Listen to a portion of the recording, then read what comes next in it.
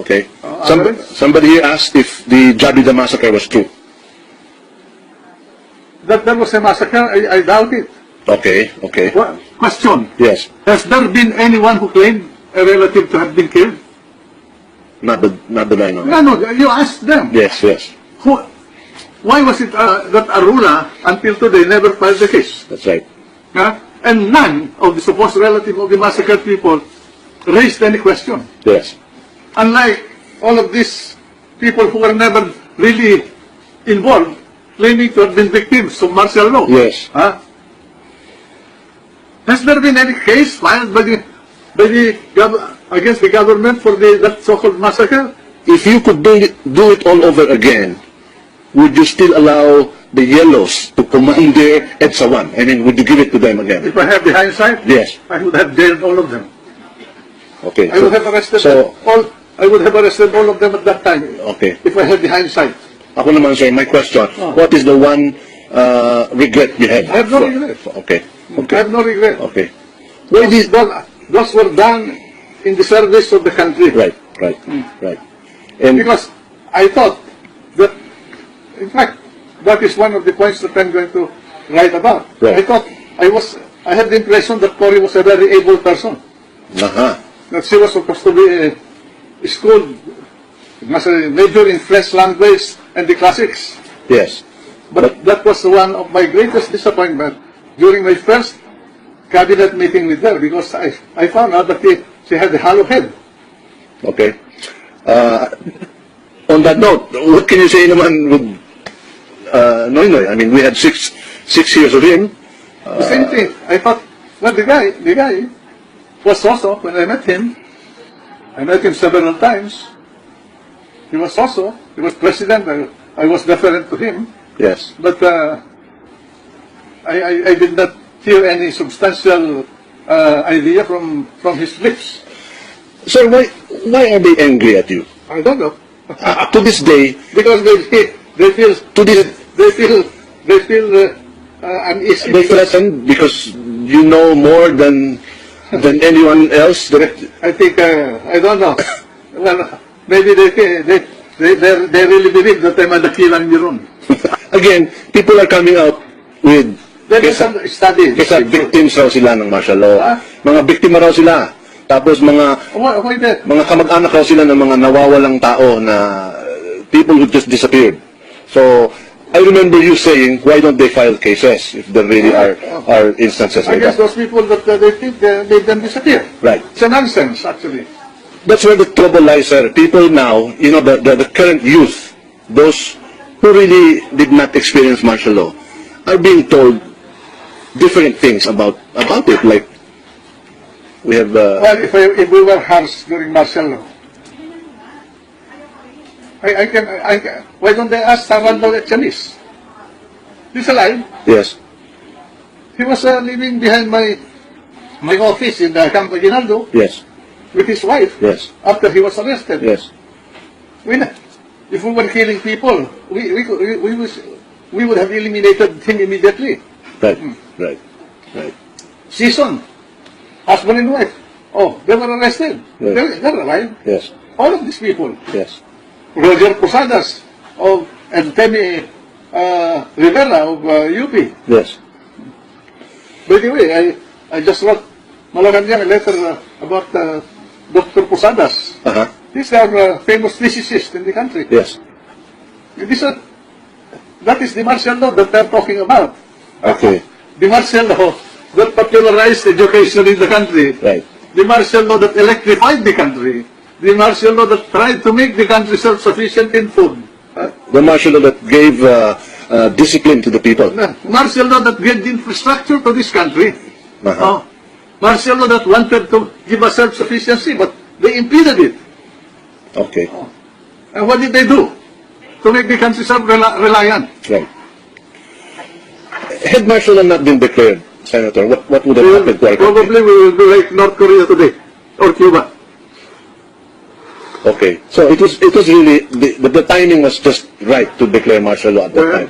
That is the trouble. They do not set this in context of history. Yes.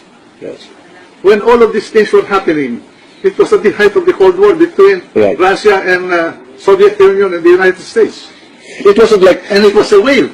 Communism was a wave. It was not yet a degraded ideology. yes. Oh. Kasi sir, some people are saying it was like a whim lang, an overnight decision that you made with the former president in declaring martial law. Come on. But I told them, no, this took a lot of time, to plan it and to The problem of discuss it. communism in the country started with the Sakdaristas.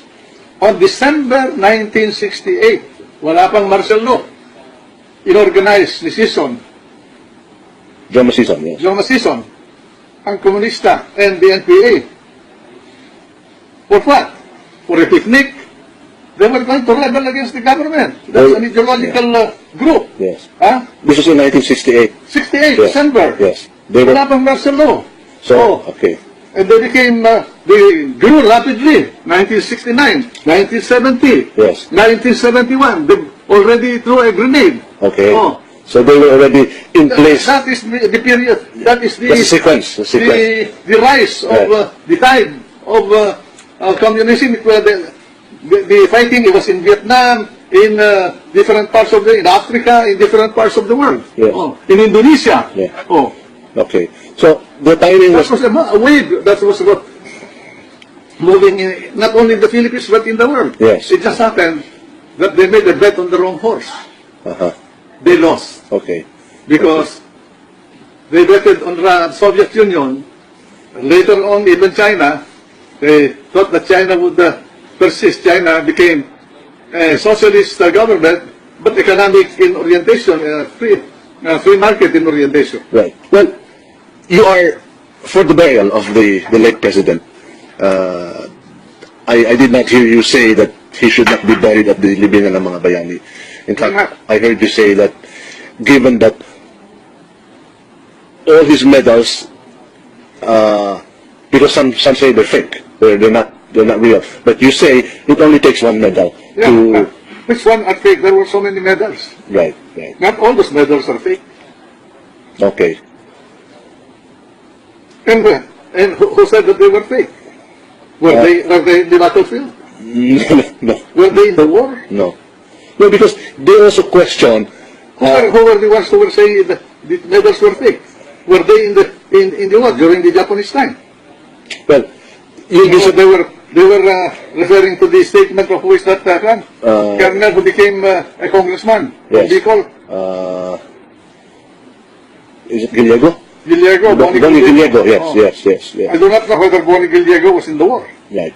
No, because a lot of people are also questioning the late president's participation as a soldier, if he really fought, if he really was a soldier, or My God, he was in you see, these are the things that the youth do not he was know. in the intelligence service. Right, These are the people behind the lines. right. You see, these are the things that the youth are being told, that Marcos crowned himself, he bemedaled himself, he I wish these people were alive during the Japanese occupation to see the muzzle of the barrel of the Japanese guns. You yourself suffered under the Japanese. You were incarcerated in a. I don't talk about it, but I can read my book. It's in the book. It's in the book. It's in the book. Well, another question, sir. What made you really break away from the former president? There is something My life was going to be taken by them, by this group, not by the not the president. president himself. Okay. It became a collateral damage. Right.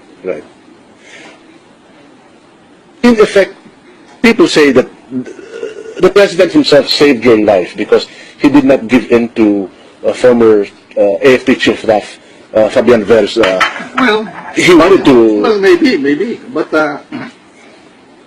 That's history I already. also give me some semblance of ability to analyze situations. That's right. You do not go into that kind of life and death event Right. without studying very well, and it took me a long time to study the whole thing. Right. From late 62 Right. until 86. Right. How many years is that? And these people who are talking, are they planning at all? Right. They know how to plan. Right. People are happy because they now see a working president, a hands-on president. But of course, he has been. Hands-on, in the sense that he is he makes decisions. Right. Unlike other presidents, they wishy-washy, they never make decisions. Yes. Right or wrong, a president Must make decide. Right. Like Pierre Mendez said, Mendez France, Yes.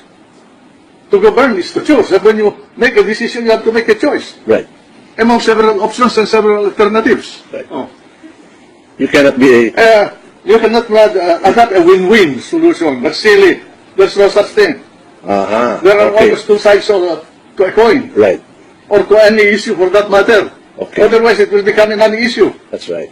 Oh, This is where the problem lies. A lot of leaders want always a win-win situation.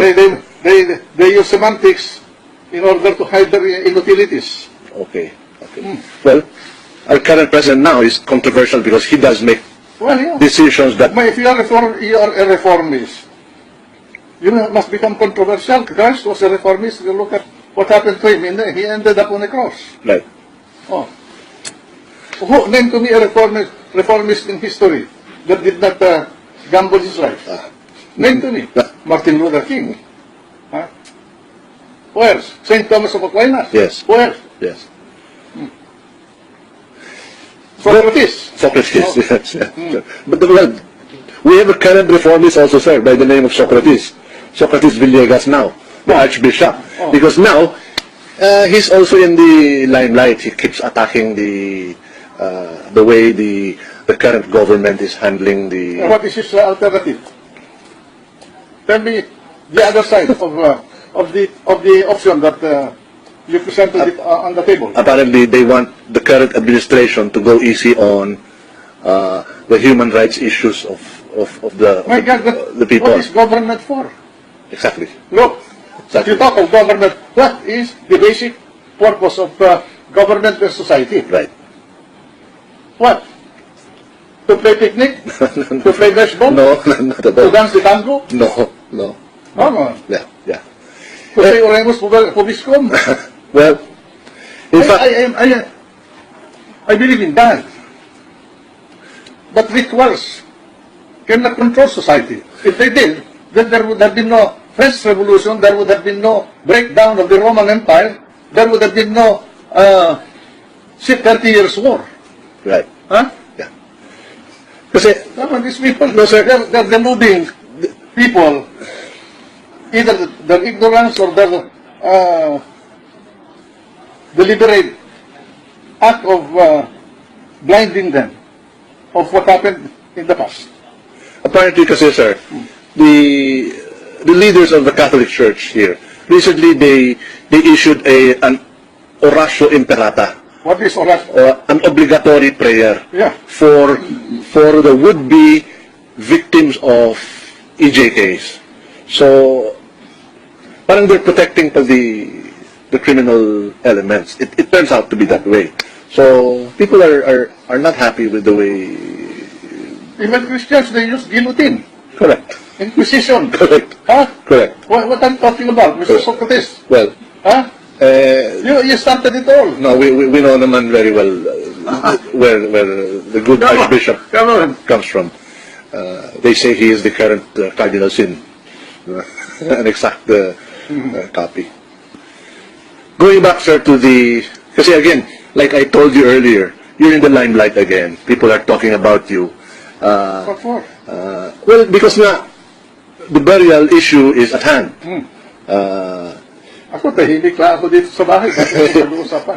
Yun na nga, sir. Kasi nga, sir, they cannot remove your association with the former president. And How can they erase history? exactly, in your book, These people are crazy. They were never there. They never participated. They were meaningless people. well, now that you mentioned it, the noisiest ones now really are not the senior type of people. These are the young people, the 20-something, the 30-something-year-old, who have read the wrong accounts of history. So, what would you want to tell them, sir? I will not tell them anything. Live with your stupidity. Well, because we have... If they are not They easy to study the Yeah. society, then they deserve. Kasi nakikinig. Senator Perdition. Yeah, they deserve it. Oh. Kasi nakikinig lang sila sa mga salita-salita. Anyway, Senator Enrile, thank you for this few minutes. Any last words you'd like to say? Okay, will you be present during the burial? Will you be there? Will you attend the burial? If I'll be invited, I'll go. Okay. If the Marcos family decide to bury him in Batak, I will go there. you will go there. Yeah. Okay. I've seen the president Yes. Yes. in Batak. Yes. I pass by there every now and then when I go to my province. That's right. That's right, sir. Well, thank you very much, Senator Enrile, for this time, and it's good to see you again.